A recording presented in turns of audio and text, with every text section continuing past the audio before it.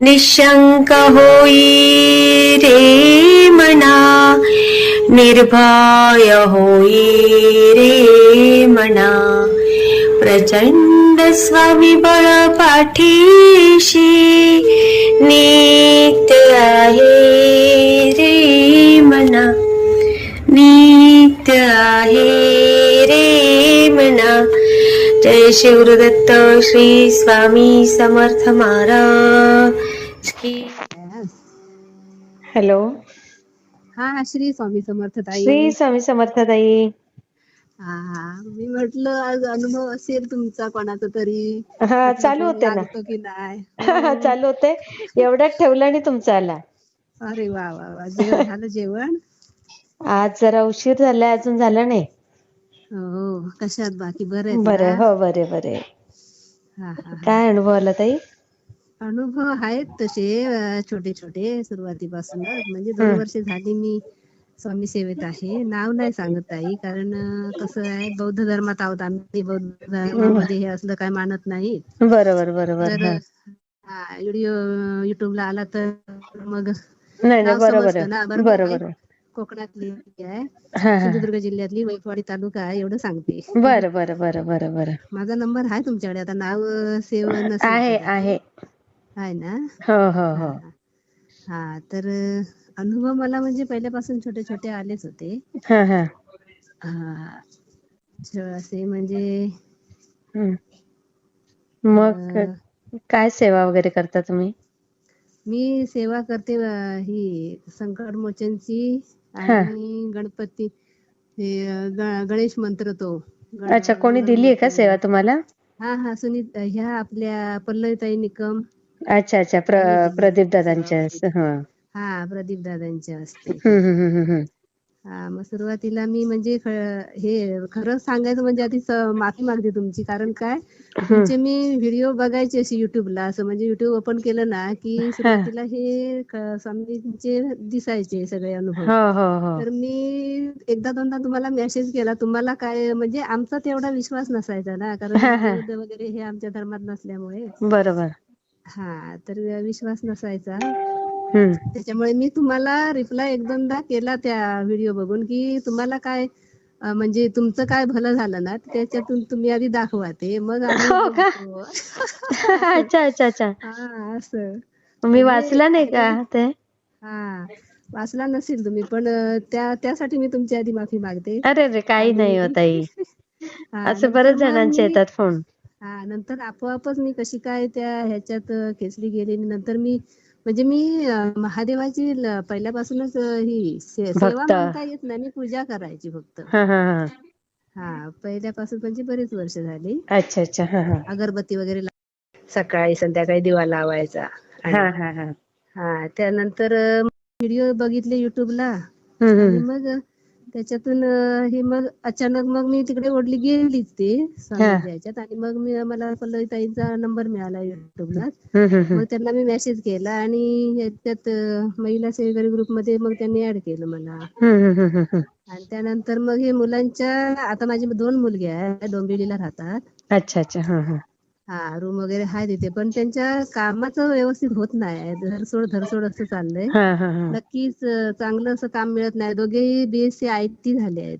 ताई इतकं छान मिळेल ना, कारण त्यांचं शिक्षण एवढं भारी आहे, त्यांना नक्की चांगलं मिळेल. आणि तुम्हाला अनुभव काय आले मग ताई? हे असे छोटे छोटे अनुभव सांगा ना, येतात सांगा माझे ना. आतापर्यंत. सांगा ना म्हणजे काय. अशी पूजेला बसल्यानंतर एकदा खडी साखर ठेवली होती पहिल्या सुरुवातीला. म्हणजे मला काय त्यातलं माहित नाही, तरी पण मी युट्यूबला बघूनच असं काय काय ऐकून आपण करते. तिथे मग खडी साखर ठेवली. ती खडी साखर 2 खडे ठेवले, त्यातला 1 खडा गायब झाला. असं म्हणजे आम्ही असतो गावी 2 जण. मी अंगणवाडी सेविका आहे, माझे मिस्टर हायस्कूलला आहे. हा, आणि अजून मुलगी काय असतात आला अनुभव? मुंबईला. आणि त्यानंतर माझं म्हणजे अशी झोप वगैरे मला लागायची नाही. डॉक्टरांनी हे बीपी वगैरे तपासला. तर ती झोप कमी असल्यामुळे मग ते डॉक्टर, बीपी वगैरे वाढतोच ना तो. बरोबर. हो. हा, ते जागरण वगैरे असल्यामुळे बीपी वगैरे वाढतो, तसा वाढला होता. नंतर मला तर गोळ्या चालू ठेवायच्या नव्हत्या, म्हणून मी स्वामींना म्हटलं मला झोप लागू दे आणि माझी बीपी वगैरे नॉर्मल होऊ दे. मग पूजे हे एकदा मी अशी म्हणजे डोकं वगैरे गरगरायचं माझं हे झोप नसल्यामुळे. मग पूजेला बसली ना, स्वामींना सांगणं केलं आणि तेव्हा मग अगरबत्तीचा धूर सगळा असा माझ्या डोळ्यासमोर म्हणजे डोक्यावरच यायचा असा. अरे बापरे. म्हणजे 2-3 वेळा तसं झालं आणि मग माझं गरगरणं कमी झालं त्याच्यामुळे. अरे वा. हा बघा, हा. येतात आणि स्वामींचे खूप अनुभव येतात ताई. हो, छोटे छोटे अनुभव येतात खरे. आणि नंतर दुसरा बीपी तपासल्यानंतर मी जाऊन तर तो बीपी माझा जागेवर आला, नॉर्मल झाला एकदम. अरे वा. डॉक्टर म्हणजे खूपच कमी झाला, 65 आणि 80 इतका आला. अरे वा. म्हणजे काही गोळ्या वगैरे न घेता. मग दुसरे डॉक्टर बोलले गोळ्या देतो मी जागेवर येण्यासाठी, घाबरू नका काय असं बोलले. आणि मग मी रात्री झोपताना युट्यूबला हे व्हिडिओ बघायचे अशी स्वामींचे, आणि मग गुप्त मंत्र वगैरे ते ऐकायचे झोपताना, आणि मग आपोआप मग झोप लागायची मला. अरे वा वा वा वा. हा. आणि एक दिवस माझं आणि माझ्या मिस्टरांमध्ये जरा असं छोटंसं भांडण झालं होतं, आणि मग मी डाव्या कुशीवर अशी झोपले रात्री, आणि 12-12:30च्या दरम्यान डोळा लागतो न लागतोच मला स्वप्न पडलं. ते म्हणजे असं की माझे मिस्टर हनुमंताच्या मंदिरात मी आणि ते गेलो, आणि तिथे त्या गेलो मी. म्हणजे युट्यूबचे हे घोर कष्टोद्धरण, तारक मंत्र वगैरे माझ्याकडे पुस्तकं नसल्यामुळे मी ते युट्यूबला बघून ते सगळे लिहून ठेवले होते वहीवर. मग ती वही मी म्हणजे स्वप्नामध्ये सांगते, ती वही घेऊन मी मंदिरात गेलो आम्ही. तिथून मग ती वही बाजूला ठेवली अशी हनुमान मंदिराच्या मूर्तीच्या बाजूला. तर त्या वहीतून मला आवाज आला की श्री स्वामी समर्थ असा जप ऐकायला यायला लागला. हा, स्त्रियाच्या आवाजातून, जेंट्सच्या. हा, डाव्या बाजूला वही होती तिच्यातून. आणि मला विचारतात की पुस्तक नसल्यामुळे हे संकटमोचन स्तोत्र वगैरे सगळं मी लिहून ठेवलं होतं. तर मला स्वामींच्या आवाजात मला विचारलं की तुला कसलं संकट आहे म्हणून. हा, म्हणजे त्या स्वप्नामध्ये एकीकडे श्री स्वामी समर्थ व दुसरीकडे हा आवाज असा अचानक माझे डोळे उघडले त्याच्यातून. हा, असे छोटे छोटे अनुभव म्हणजे छान ताई. आणि धर्म कोणताही असो काही बिघडत नाही. आपल्याला भक्ती पाहिजे, आणि आपल्याला जिथून फळ मिळतं तिथे हा करायला काहीच हरकत नाही. हो, नाही का. तसंच. आणि नंतर एक दिवस शनिवारी असं म्हटलं हनुमान मंदिरात जाऊया. मिस्टरांना बोलली तर काय शेती पण करतो ना थोडीफार आम्ही दोघंच असतो. अरे वा. हा, मग त्या शेतीच्या कामामुळे मग जाता आलं नाही. मग त्याच शनिवारी रात्री मला म्हणजे असं हनुमान मंदिरात गेले मी, कोणतं काय ते ठिकाण वगैरे काय समजलेलं नाही, पण मी हनुमान मंदिरात गेले आणि तिथे मला बऱ्याच अशा हनुमानाच्या मूर्ती दिसल्या भरपूर प्रमाणात. आणि त्या मूर्तींना मी नमस्कार करणार तोपर्यंत दरवाजात कोणीतरी दिसलं मंदिराच्या, आणि मग ते स्वप्न संपलं तिथेच. असं झालं. म्हणजे नमस्कार करायला मला मिळाला नाही. म्हणजे ते जायचं होते ते स्वप्नात मी गेली त्या हनुमान मंदिरापर्यंत. हा. आणि नंतर फेब्रुवारीच्या 22 मध्ये लग्नाला गेले होते मी मुंबईमध्ये. तर आम्हाला गाडी घ्यायची असं काय ध्यानामनात नव्हतं, पण मिस्टरांना त्यांच्या मित्रांनी फोन केला की अमुक माणसाकडे गाडी आहे, ती जरा जाऊन बघून ये म्हणून. आम्ही मुंबईमध्ये गेलो होतो 22 फेब्रुवारी. मग तिथे मी ना स्वामी चरित्र सारामृत, मी तेव्हा कधी पारायण वगैरे काही केलंच नव्हतं, फक्त मी मोबाईल मध्ये लावलेलं 1 ते 21 अध्याय असे. आणि हे गेले होते, माझी बहीण होती तिच्याकडे, तिथून आले मला सांगत, म्हणजे पारायण हे चालूच होतं मोबाईल मध्ये ते अध्याय. आणि हे सांगत आले की गाडी आहे अमुक माणसाकडे, चांगली गाडी आहे, ती आपण घेऊया. म्हणजे आम्हाला घ्यायची होती, पण अशी शोधाशोध चालू नव्हती. अचानक म्हणजे त्यावेळी हा एक अनुभव मला अचानक आला. म्हणजे आम्हाला ती सफेद रंगाची गाडी हवी होती ना, तशीच मिळाली. बघा, सेकंड हँड, म्हणजे जास्त जुनी पण नाही आणि जास्त नवीन पण नाही अशी.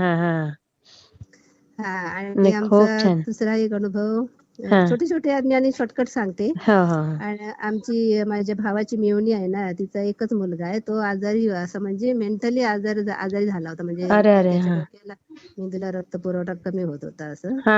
त्याच्यासाठी पण स्वामींना म्हटलं मी, बाबा त्यांचा एक मुलगा आहे, मी त्याच्यासाठी सेवा काय वाटेल मला ती करेन म्हटलं मी. म्हटलं गोरकष्टोद्धरण तारक मंत्र वगैरे मी म्हणेन त्याच्यासाठी. त्याला बरं करा. आम्ही आता कसं तारक मंत्राचं पाणी वगैरे देऊ शकत नाही ना, आमच्या धर्मात म्हणजे सगळे नास्तिकच म्हटलं तरी चालेल. बरोबर. हो. त्याच्यामुळे फोर्स असं काय करू शकत नाही किंवा अगदी सांगू पण अगदी शकत नाही. बरोबर आहे. हो. असं मग मी स्वामींना म्हटलं बघा त्याला बरं करा, एक मुलगा आहे, मी माझ्याने जेवढी होईल तेवढी मी करेन सेवा. मग तो झाला, मुलगा बरा झाला पण त्याच्यातून. अरे वा, बघा. म्हणजे गोळ्या चालू आहेत त्याला, पण बरा आहे त्यातल्या त्यात.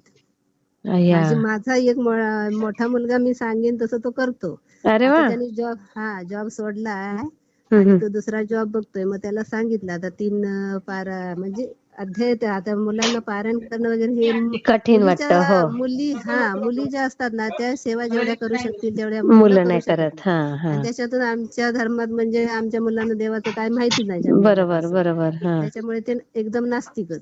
तरी पण मोठा मुलगा तो सांगितल्याप्रमाणे मी स्वामी सारमृताचे म्हणजे त्यांना पण आम्ही गेलेलो मठात 2दा गेलेलो. अरे वा, कुठे? करे घाटामध्ये. अरे बापरे. घाटामध्ये जाऊन आलो 2दा. एकदा मोठा मुलगा आणि मी गेलो पहिल्या सुरुवातीला. बापरे. 2 वर्ष झाली मार्गशीर्ष महिन्यामध्ये गुरुवारचे दादा वगैरे भेटले होते. तिथे फक्त जाऊन आलो आणि दुसऱ्या वेळेला माझे मिस्टर, आमची 2 मुलं, आम्ही दोघं आणि आमची नणंद होती, ती यंदाच ऑफ झाली आजारी असल्यामुळे. तिथं गेल्या वर्षी ऑपरेशन केलं आम्ही. डेरवन रत्नागिरीमध्ये माहित असेल. माहित आहे. हो हो. डेरवन हॉस्पिटल मोठं. बरोबर. तिथे त्यांचं ब्रेस्ट ट्युमर होता ना, छोटा होता तो. तिची तब्येत एकदम वीक असल्यामुळे डॉक्टरांनी ती पूर्णपणे काढली नव्हती ती ट्युमर. तो थोडा राहिलेला. मग मी गुरुचरित्राचं पुस्तक घेऊन तिथे 14वा अध्याय मी वाचायची त्या हॉस्पिटलमध्ये. म्हणजे ऑपरेशन केलं 10 दिवस आम्ही तिथे होतो ना, तर 10 दिवस मी हे पुस्तक वाचायची त्यांच्या समोर तिथे. मग ती झाली चांगली त्याच्यात. अरे वा. चांगली झाली. आणि मग पुन्हा तो राहिलेला ट्युमर होता ना, तो पुन्हा वाढला आणि भरपूरच झाला असं. अरे अरे अरे. आता आणि मग त्याच्यातून ती एकदमच अशक्त झाली. मग काय इलाजच होईना. मग भरपूर आम्ही प्रयत्न केले, ऑपरेशन वगैरे केलं, पण फुफ्फुस बाद झाल्यामुळे मग ती आता जानेवारी 9 वय किती होतं त्यांचं?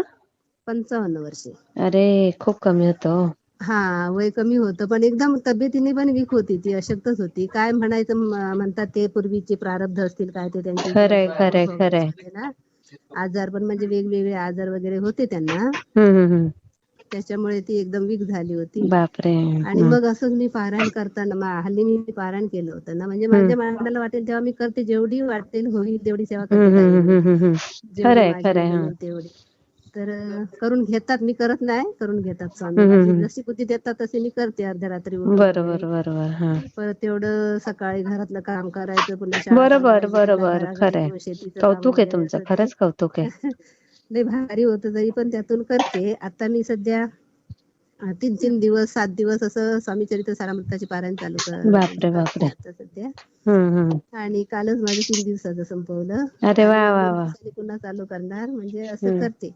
तर त्याच्यातून ती मग नणंद आमची ऑफ झाली. मग मागच्या वेळी मी पारायण करत होते ना असं गुरुचरित्राचं, तेव्हा मला तिची आठवण आली नंदेची. म्हणजे तरुण होती आणि आम्हाला गरज होती तिची ना. आणि लग्न झाल्यावर 12 वर्षच मिस्टर होते, नंतर ते ऑफ झाले आजारपणामुळे.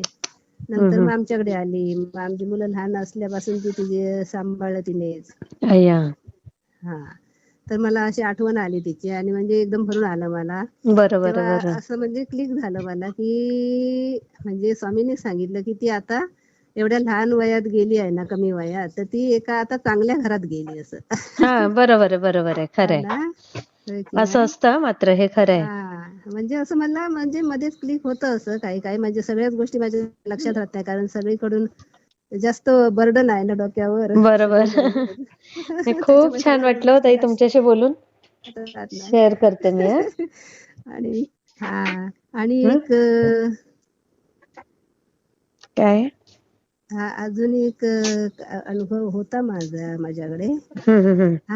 हल्लीचा अनुभव मॅडम ताई. आमची 4 व्हीलर गाडी हल्ली मध्ये मध्ये काय झालं काय समजत नव्हतं, अचानक बंद पडायला लागली मध्ये मध्ये. आणि माझ्या छोट्या आमचं आता स्वामी केंद्र आहे कणकवली म्हणून, ऐकून माहिती असेल शहरीकडे, मोठं शहर आहे ते. तर त्या कणकवलीमध्ये स्वामी मठ आहे ना, आमच्या जवळपास इतर कुठे नाही, तिथं. आम्ही तिथे जातो. मग त्यांनी आमच्या छोट्या मुलाला जॉब मिळत नाही ना, तो कोरोनामध्ये कॉलेजमधून बाहेर पडला आणि तिथून तो घरातच आहे. तर त्याच्यामुळे त्यांना जॉब मिळत नसल्यामुळे आम्ही त्यांना विचारलं, तर ते सहजच ह्यांना बोलले होते माझ्या मिस्टरांना की 5 मंगळवार तुम्ही हनुमान मंदिरात गोड पान घेऊन जावा म्हणून. तर तिथे आम्ही गेलो. तर एकदा पहिल्या मंगळवारी गेलो आम्ही स्कूटरने, म्हणजे तो आला गावी, मुंबईलाच होतो तो, तर तो आता गावी आलाय कामाला. आता सध्या घराचं काम चालू आहे म्हणून, घराचं म्हणजे रिपेअरिंगचं काम चालू आहे आमचं, म्हणून तो आलाय, तो इथेच आहे. तर त्याला पहिल्या मंगळवारी घेऊन गेले आणि दुसऱ्या मंगळवारी 4 व्हीलर घेऊन गेलो आम्ही. तेव्हा ती हे केलं आम्ही, त्यांनी सांगितल्याप्रमाणे ते गोड पान आणि फुल ठेवलं, गुलाबाची पाकळी, आणि बाहेर आलो. गाडी स्टार्ट करतो तर गाडी चालू होईना. मग त्याने काय काय प्रयत्न केले. आता तिथे आम्ही बोलवणार तरी कोणाला, का सांगणार तरी कसं आम्ही इथे आलोय आणि काय. बरोबर. असं झालं. मग मी काय केलं, घर कष्ट धरून स्तोत्र गाडीत बसून चालू केलं. तर कसं, आता ते चालू केल्या काय लगेच कुठची गोष्ट ठीक होत नाही, त्याच्यातून मार्ग मिळतो ना आपल्याला काय करायचा तो, असं. आणि मी ते चालू केलं मोबाईल मध्ये आणि तारक मंत्र म्हणत बसले मी असं, आणि मुलगा माझा पुढचे ते हे इंजिनचं वगैरे काय असतं ते उघडून तो बघत होता.